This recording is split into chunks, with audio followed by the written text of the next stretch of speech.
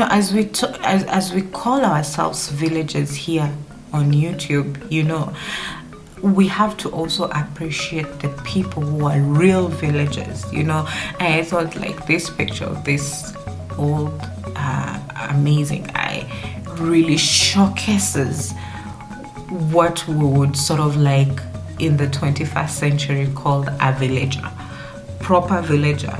Now, this is the generation that have safeguarded the homes, the original homes for each and every one of us, like who have gone to the city. And I feel like we have in a way forgotten about people like him, and I think mainly because, as you can see from this timeline, especially when the 21st century was ushered in 2001 to date, you can clearly see that there was this era of globalization, of building a global economy, and suddenly people are more focused on, I want to actually just build career. I want to build a career. I want to be a professional. I want to go and get educated. I feel like, especially as the millennials and Gen Zs, it is fair to say that more and more of us are more detached from the village life and the villages, and we are more attached to the city life because that is viewed as lucrative, that is viewed as the life to aspire to.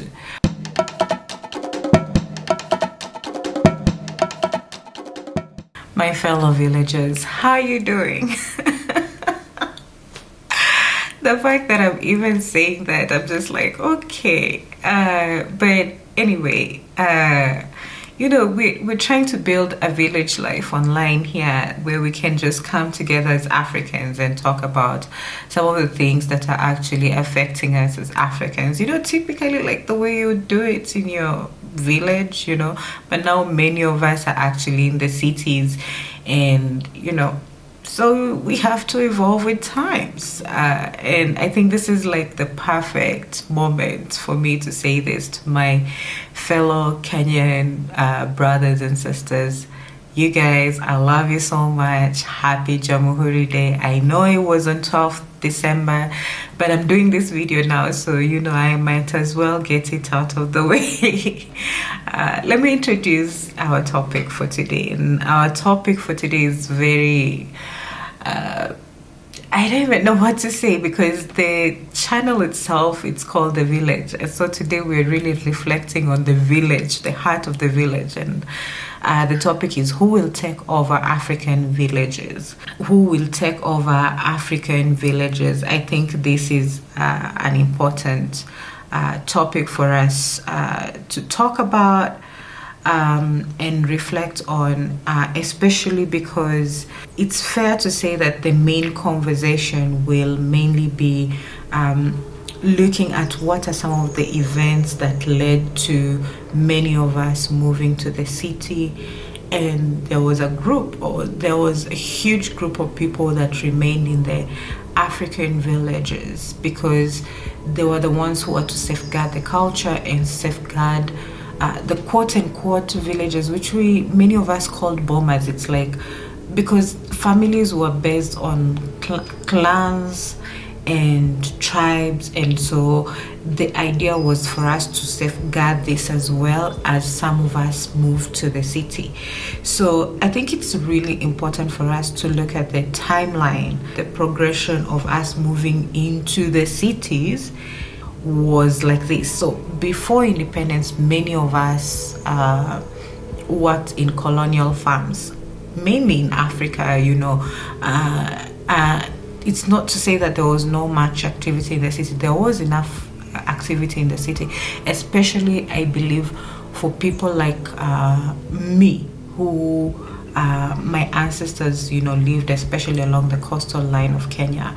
There was a lot of activity of us going into the ports and doing some activity, but then going back into the mainland to do many more things.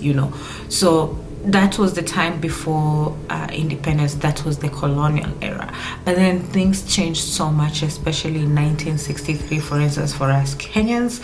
And it was because, finally there was quote unquote independence. And this is what I'm saying, guys, that you can see even from these pictures, like the interaction, or like you can see the activity within the city was very minimal. This was the time before independence, and that's a picture of Mombasa. What I was trying to tell you guys, that you can see that for people who lived in coastal cities, because there was a lot of trade, it sort of like facilitated a lot of activities within the city, but the core of it was really in the farmlands, where there were big colonial farms that were profiting the colonizers.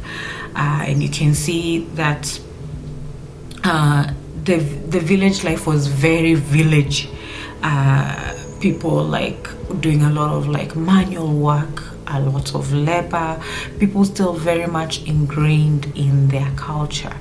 Okay, so now let's look at the immigration to the city, and specifically I'm talking about now this, for instance, to paint a picture.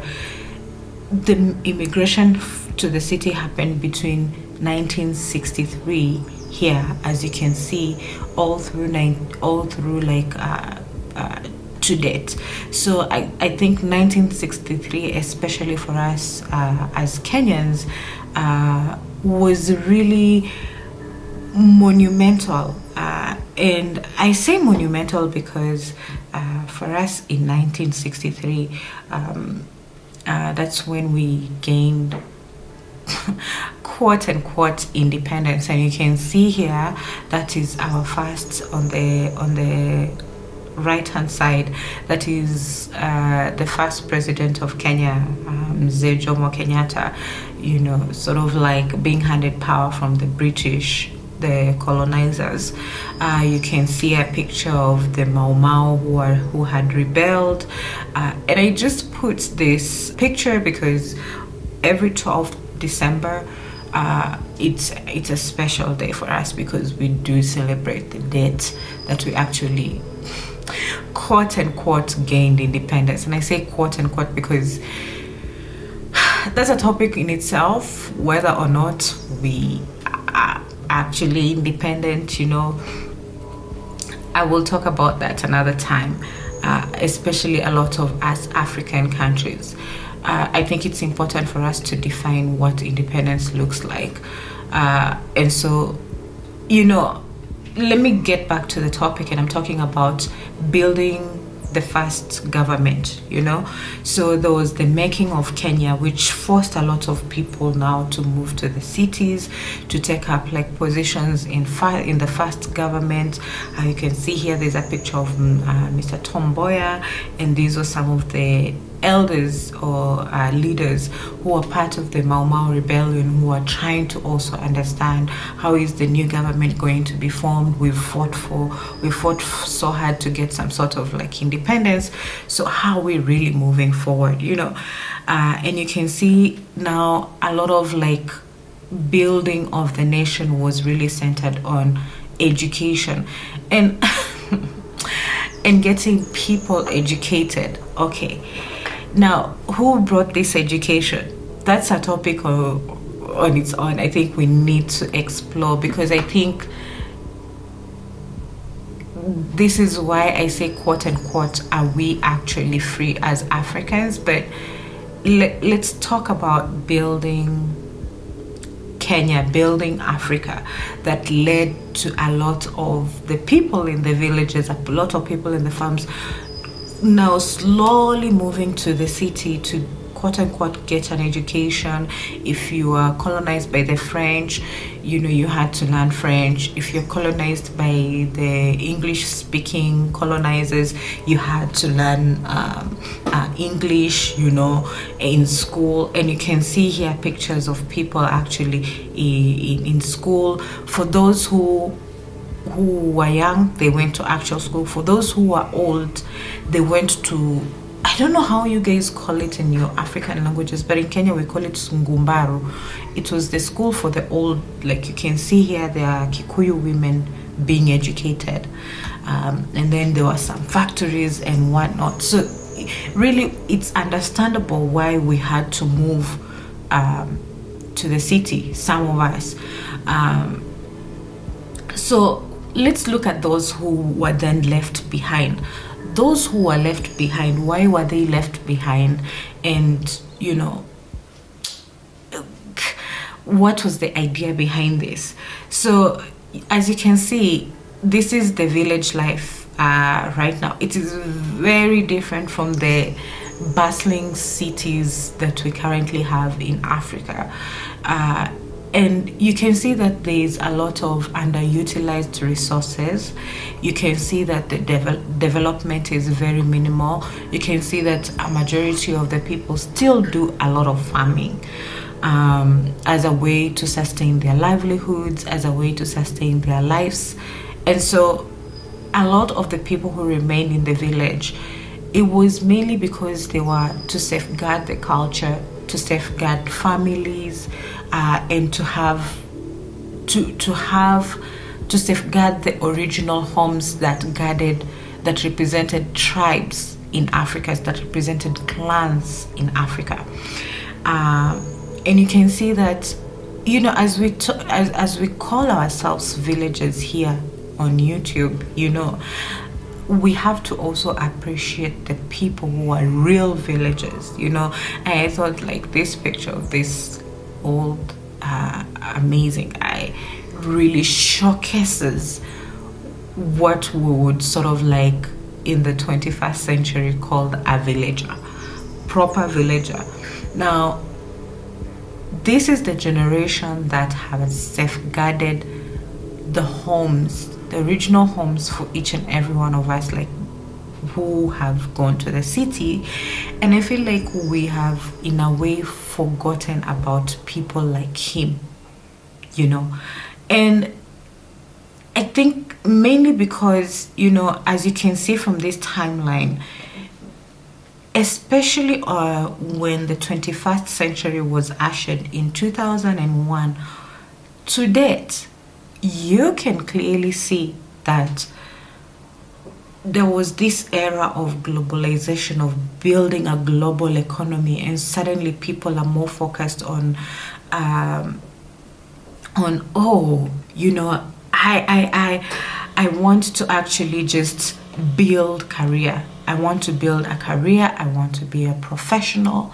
I want to go and get educated. You know, I feel like, especially as the millennials and Gen Zs, it is fair to say that more and more of us are more detached from the village life and the villages, and we are more attached to the city life because that is viewed as lucrative, that is viewed as the life to aspire to.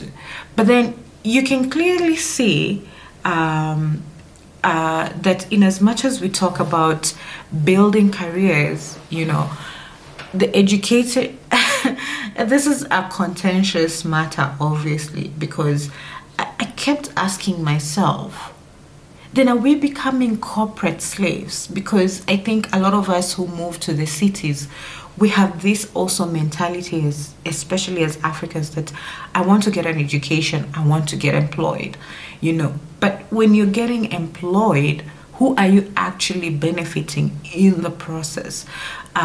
What about the underutilized resources that we currently have in the villages? Who is going to develop those resources? I think the idea initially was to develop the city and to have that development trickle down into the villages, into the indigenous roots, so that the people who had been safeguarding the villages would also benefit, you know. The idea was that we do not fully remain in the city. The idea was that the people in the city would get an education and they would be able to come back and be able to build these villages. But now it seems like we have totally forgotten about the villages. We only go there over Christmas, as many of us, we will be going home this Christmas.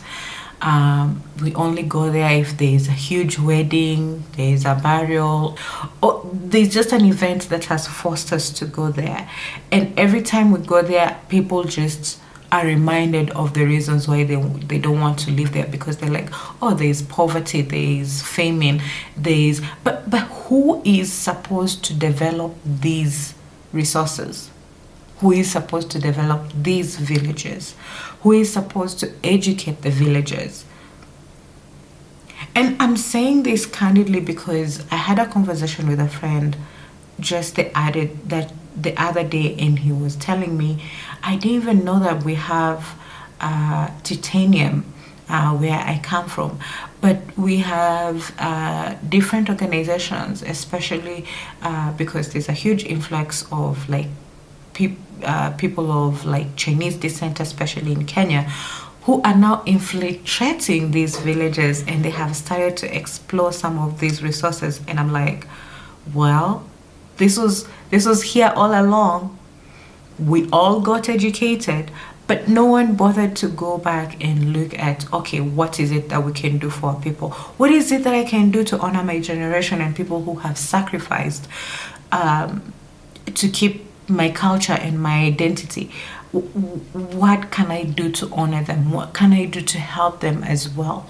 And so it is. I think it's a topic that we really need to discuss, especially coming back to this idea of us, quote unquote, being corporate slaves.